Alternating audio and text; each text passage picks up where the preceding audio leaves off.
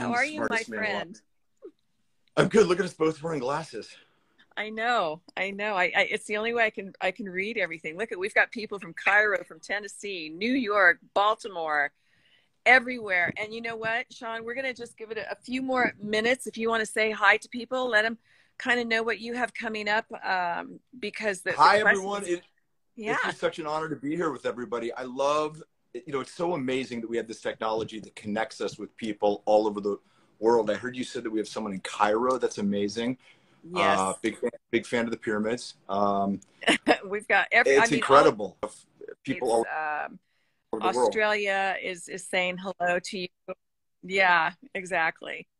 We've even got My God. we've got Back everywhere. in my 20s, I'd go out and you'd have smart glasses. You know what I mean? It was like it was kind of like an accessory. And now that I'm 55, they're a necessity. So I'm just gonna leave them on. It's kind of that's the way it happened for me as well. Right? It really did. Yeah. I normally I ask everyone to send in questions in advance because I normally have, somebody type them up for me so I can just read them off the page. And unfortunately, I've been so busy this week getting ready for the Emmys and trying on outfits and doing all of that I didn't get a Getting chance nominated for an Emmy takes a lot out of you. You know, it's busy it's stuff getting busy. nominated for an Emmy. Yeah. I saw we Yeah. have somebody from Jamaica. So That's Hilda did awesome. tell me how people. Yeah, look at that. Yep, they've got their glasses on as well. And Amazing. if you look down in the corner here, Sean, I asked people, Hilda told me how people could actually send in questions because the comments go by so fast. Great. You're going to see a little question mark down in the corner of our conversation there. And there's 65 questions waiting for us already. So I just thought, we'd give it As long as none of them are math, I'm good. I thought we'd just give it a little bit of time for more people to jump on. We're at 367 now, and it just up Florida. AJ, what's up? What's up? Bro, Sean, are you seeing that? Hi from Chapel Hill. From Rome? This Did you is say amazing, somebody from? isn't it? That's amazing. Yeah, and thank you everyone for the congratulations. I really appreciate should I say hi to everyone. Ciao, vorrei salutare tutti i telespettatori in italiano. In Italia. There you go. We have one from Poland too. Can you do Polish? I can say dzień dobry. Good morning. Well, for all the Portuguese people, obrigado for tuning in. Obrigado. Okay, so yeah. so let's go ahead and get started with some of these questions, shall we? Sure. Okay. Yeah. Question number 1 from Kylie Lambert. Is there going to be a future feud between Sheila against Steffi and Taylor? You know what? I think there's a feud wherever Sheila is concerned. Got to be honest, she's a little upset right now with Steffi and Taylor. So I don't know. What do you think, Sean? I think conflict is at the essence of who Sheila is. And like you said, wherever Sheila goes, there's conflict. But that's what keeps it interesting. It's fun. There's no doubt about that. Okay, and then let's see. Let's get to one. Okay, Bold and the Beautiful was preempted in Baltimore today. What did they miss? Wow. I didn't watch the show today yet because I've been on the road all day. Sean, do you know what was on? I got to be honest. I hardly ever get a chance to see the show because I'm either working or traveling. So I have no idea what happened. None at all. It's a Friday, so my guess is it had something to do with myself and Finn. That's all I can say. But if you've missed it, you can easily go on Paramount Plus and watch everything that was preempted today. That's Kimberlin's way of saying that she's big time. She's important because they put her on the Friday cliffhanger. So that's like a little inside soap info for all you guys. No, Friday cliffhangers just lead you to what's happening on Monday, right? So Sean, from Jacopet, how do you come down after work? How do I come down after work? What's funny is I have a place that's about a 40-minute walk from the studio. So I walk to work as much as I can. And I walk home sometimes, and just, you know, throwing my music on and walking home is a great way to decompress. And you know, it's funny that you say that, because I think all actors, you know, we get off the stage and it's such a high, you know, it's such an emotionally based thing to do, that you do kind of have to sort of sink back into reality. So for me, that's what I do. Yeah. And then for me, I'm just really good at turning things off the minute they say cut. I've got to be honest. I've gotten to the point where I'm so familiar with my character, and Right. I mean, we all are, but I have to be able to just turn a switch off. There are certain times when I have to go home and maybe have a tequila. I can't lie. I'm gonna throw tequila on a rock and turn on a movie that makes me happy. But no, coming down is just an off switch for me. Just an off switch for me. And then let's see. From J.D. Lovedon, do you think that CBS soaps are going to be around for a long time? You know, I think they are. You know, we've seen kind of a culling of the herd over the last decade, you know, sort of a survival of the fittest. And the two CBS soaps are still here. And I think that one of the reasons people continue to watch soaps when there's so many different options out there, especially now with, you know, with streaming and cable, it's because they've got longitudinal relationships with these characters. You know, they have watched these characters for years.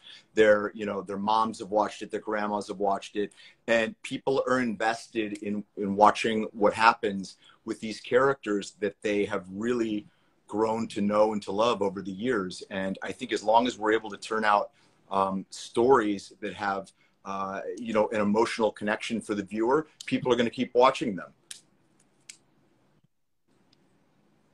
Yeah, I agree completely. As a matter of fact, I get a lot of messages sent to me from fans that actually started watching with their grandparents and, you know, their mom, and it's kind of become a family tradition. I had a wonderful message sent to me from a lady who actually it was pretty emotional, because she grew up watching daytime with her mom, and now she's back at home as a caretaker to her mother, and it's the one great part of her mom's day that they still share with one another. So I think as long as we can keep capturing a new audience, CBS daytimes are going to be around for a long time. I agree with you 100% on that, Sean. And then let's see. Oh, well, thank you. Jill Lauren says that we just make the show so much better. Thank you for that. And then, thank you very much.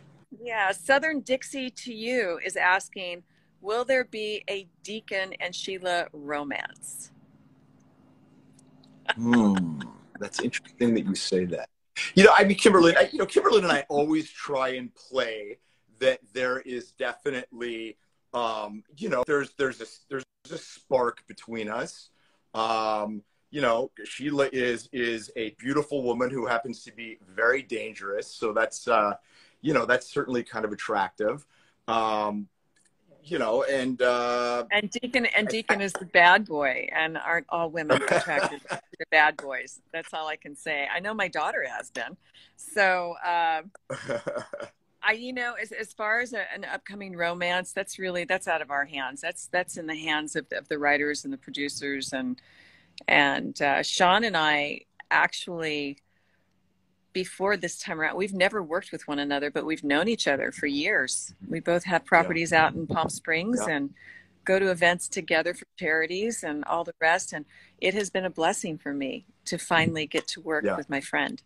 It truly has been. And I tell you, it's been amazing for me, because like Sean said a little earlier, he's always trying to come up with something inventive. And from the very first day when we started working with each other, didn't I tell you, I'm going to be acting differently with you than I do with any other character on the show, because I want my relationship with you to be different. Yeah. Yeah. Yeah. And, you know, I think that So, if I had to guess, that the producers, you know, when they put Deacon and Sheila together, they probably figured, okay, we've got these two characters that have, shall we say, a morally flexible attitude when it comes to certain things, and that in itself would be interesting. I know, although in Brad's infinite wisdom, I think he might have suspected that we were going to be able to find some humor in our scenes. And, you know, I am a huge proponent of always trying to infuse humor into the show, because people use humor all the time in day-to-day life. I mean, we use humor as a coping mechanism. We use it when bad things happen. We use it when good things happen. And so often in daytime, things are so serious. And I like to see humor because I think that it's something that comes naturally to most of us. no, I agree completely. I think people use humor to diffuse, and you know what, we've had a lack of humor for the last 2 years. So I'm thrilled every time that we're working together and we do have the ability to laugh and make other people laugh. So let's see. Here's one from Lynn Standridge 299, and this is to you, Sean. What would you like to see happen next for Deacon? Well, you know, look, I think Deacon has been in prison for 5 years. I don't know what's been going on in the broom closet, but to the best of my knowledge, Deacon has not had a chance to have a roll in the hay yet with anybody. So I think probably that would be pretty welcome. You know, Well, and you I've had also the always said that, opportunity. I'm just saying, you had the I opportunity. know, I don't get why you keep saying no. I mean, she was passed out right next to you. I gave you every chance that you could have possibly had. Okay. Deacon has far better self-discipline than Sean does. Because I'll tell you, if I was coming out of prison, but you know, I've always said I thought it would be interesting if we found out who Deacon's parents are. We have no idea who Deacon's parents are, and you know, Deacon also has a son, and we haven't heard what's going on with Deacon's son Eric, little D, and it would be interesting, I think, you know, for Deacon to be able to interact with those characters, because I think the one thing this guy's always looked for is a sense of belonging and a sense of family, and he's found a lot of that with Hope. But I think there's other pieces to his puzzle that he's looking to put in place.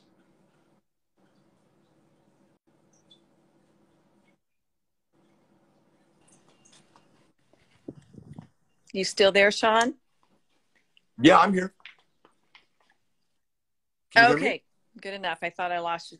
Yeah, I hear you Okay, now. no, I hear you good. Okay. All right. So let's see. When people meet you both, do they treat you like they are meeting your characters or the actors playing the characters? They treat me like Sean. I mean, you know, no, I mean, yeah, on rare occasion have I had people that kind of treat me like Deacon. Yeah, and it's a little bizarre, but no, most people just treat me like me, which is how I like it. Yeah, and the same for me. Most people treat me like me. There's only one time in Texas when I was in an airport and I had these three women actually refer to me as Sheila, and they started hitting me with their newspaper, and I grabbed the newspaper and I said, "Hey, I'm Kimberlin." Yeah, I'm Kimberlin. I play Sheila. Nice to meet you. And most of the times, you know, people are very friendly and they're happy. I mean, they're happy because they like to be entertained by us. And thankfully, there are so many of you that love the bad girl, and I'm very thankful for that. So thank you. And then let's see, we're getting all kinds of really nice compliments. Thank you all for saying how much better they think the two of us make the show. They say that we're two of the best characters that they like on the show, and we appreciate all of those comments. We really can. But here's one from loving Darlene Conley. And Sean, did you ever work with Darlene Conley? Oh my God. I loved Darlene. Darlene's dressing room is next to mine. Yeah. And I used to love to go over and talk to her. She'd be in there having a beer, reading the racing form. And she was smoking her cigarette. Smoking her cigarette. And she was just a throwback to another time. I mean, she worked with Hitchcock, for God's sake. I love Darlene. I miss her.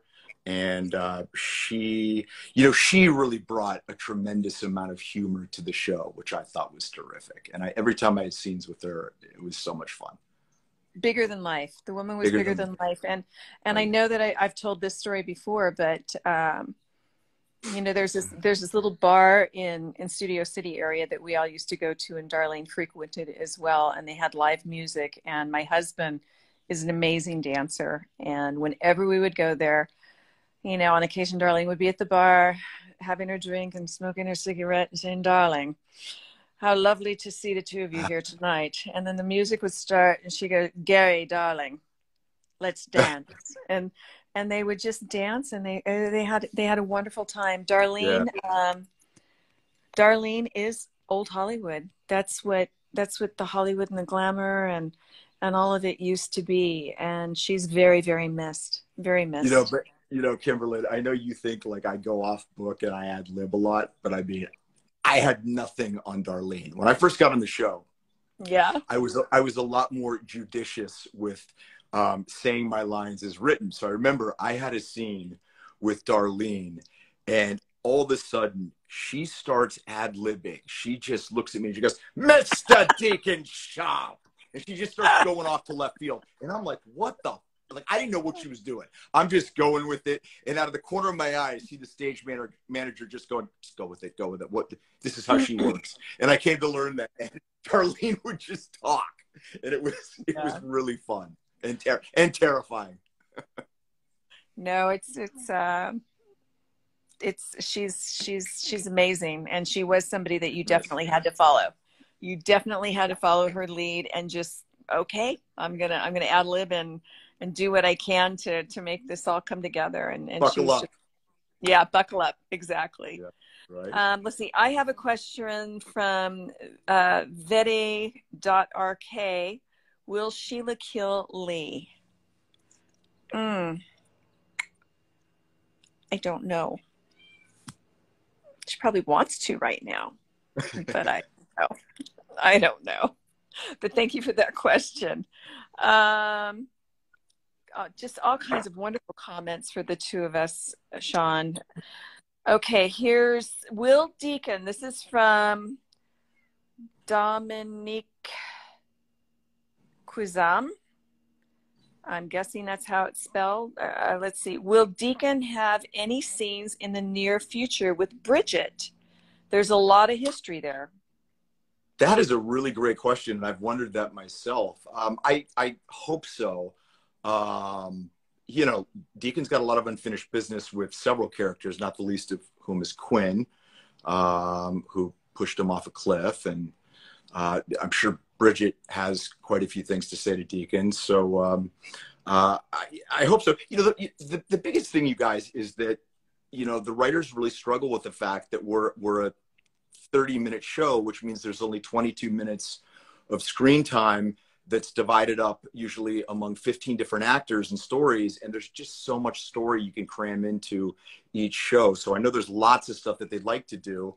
The hope is that they will get to it at some point. As actors, we're always game. I mean, we always want to, resolve those relationships and continue stories that we're aware of. So my hope is yes.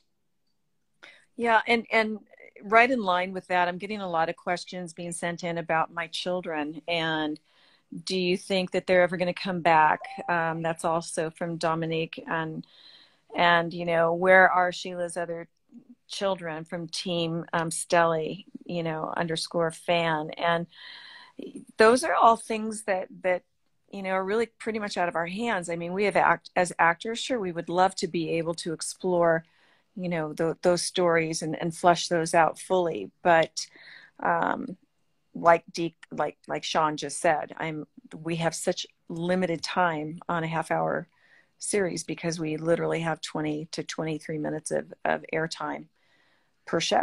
And that's a lot of storyline and a lot of characters to fit into those, which is why a lot of times people also go in and out of storyline, So that's awesome, Sean. Great answer. back to the kids. Oh, here's one from SPMJN saying, well, she does hope that Deacon does get a great love story very soon. That makes two of us. And let me tell you, ladies and gentlemen, some of you have been commenting earlier. Sean looks amazing. You're right. Sean, people are noticing. I mean, comments are flying through here saying, wow, Sean just looks amazing. He does. And let me tell you, he's not only been walking to work, but he's got a trainer. He's training hard, and yeah, it definitely Thank you. Definitely I appreciate it. Yep. Okay, this is from Bev_Prim. How far in advance do you tape before a show airs? For like 3 weeks. So it's, yeah. I mean, I guess if we do a post tape, right? If we do a post tape, which I know probably a lot of the audience doesn't know what that is, but a post tape is like when you do part of a show, maybe the following week that you did the rest of the show the previous week, probably that will air a little quicker because there's, generally speaking, I say about 2.5, 3 weeks. Does that sound about right? Right. No, that sounds about right. Yeah. Right now we're actually taping like crazy because we have the month of July off every year. Right. So they send us all to acting camp. Yeah, exactly. We've been taping like 8 shows a week for the last probably 3 or 4 weeks, just so that we can have summer off with our kids and with our families. And so we're getting a little farther ahead right now, but absolutely, I think we're normally like 2.5 to 3 weeks out. And then once.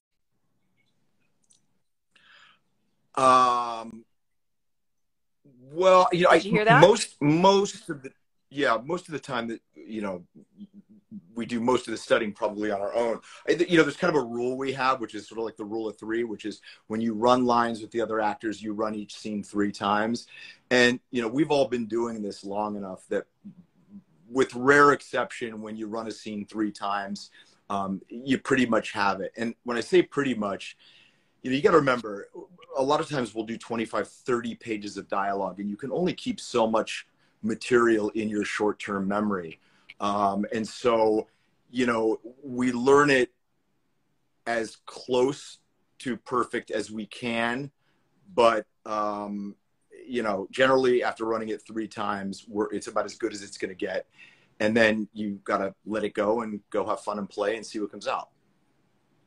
Yeah, I agree. I'm one of those actresses that if I know my dialogue and I know it very well, then once you prepare with the emotion, it just comes out. Mm-hmm. And Sean's right. I mean, we will sit in the makeup room or the hair room or in a dressing room, and we'll run each scene 3 times. And then, the rest comes when we're out there. At home at night, I'll work on my scenes. It'll take me, when I first started acting, it could take me an hour to memorize 1 scene. And now I can memorize probably 6 or 7 in an hour, depending on how many monologues Sheila has. And as we know, she loves to talk to herself. So sometimes that's the hardest thing, don't you think? I think talking to yourself is so, which is crazy, because me, Sean, I am one of the great self-talk. I mean, I talk to myself to the point where sometimes my wife will just be staring at me, like watching in silence. And yet when I get scenes where I have to talk to myself, I find them very difficult to do. So I'm always happy when I don't have scenes talking to myself. And see, I love scenes when I love scenes when I talk to myself. Absolutely love it. A lot of people were asking about Emmy submissions and things like that. And one scene that I submitted, and I hope you all remember it, it was one that definitely stuck out to me. And actually, Annika is the one that said, Kimberlin, I hope you didn't forget this one for your submission. And it's when I was talking to Stephanie Forrester in hell, sitting on my couch in my hotel room. And it was just me having a conversation with Stephanie, not Steffi. And that was a lot of fun. Oh, okay. It was a lot of fun because she couldn't talk back to me. She couldn't get mad or yell. I just got to say what I wanted to say. Oh my God. I bet Brooke would like to have one of those too. Brooke would love to have a conversation with Stephanie where, yeah. So this one is from Rebecca_Wagle___. And she's asking, I mean, do we keep in touch when we're not on the show? And I'm going to say, yes, we do. I'm always very interested in what Sean has going on because he has so much going on. And, there are people that do, and then there are people that talk about it. And Sean is somebody that does. And I admire that in anybody. And he's got a fabulous new book, an easy read, by the way, very positive. And I think, would be a great incentive for other people as well. And like I said, we do see each other periodically at events in Palm Springs. Yeah, I do see you outside of work. Yeah, we do see each other outside of work. Yeah, and when we don't work for a while, we check in and say hi. Yeah, exactly. And Michelle, Sean's wife is rocking it as well. She's working on her projects. It's fabulous family and very motivated, and you're the kind of people I like to surround myself with. So no, thank you. Yeah. Thank you. Okay. This is from Jacqueline Glick 1. How long is your typical day of taping? Well, it depends, and I'll tell you why. It depends how many scenes you have and where the scenes are positioned during the day. So, for instance, most days we tend to go on camera at 8 a.m., which means that you'll have a 6 a.m. call, hair, makeup, wardrobe. Or if we go on at 9 a.m., other times you have a 7 a.m. call. If you're in the first probably 10 or 12 scenes. If you're in, say, scene 25, you probably get a call that's 11. And if you're in the later scenes, they usually call you in after lunch, which is 12 to 1.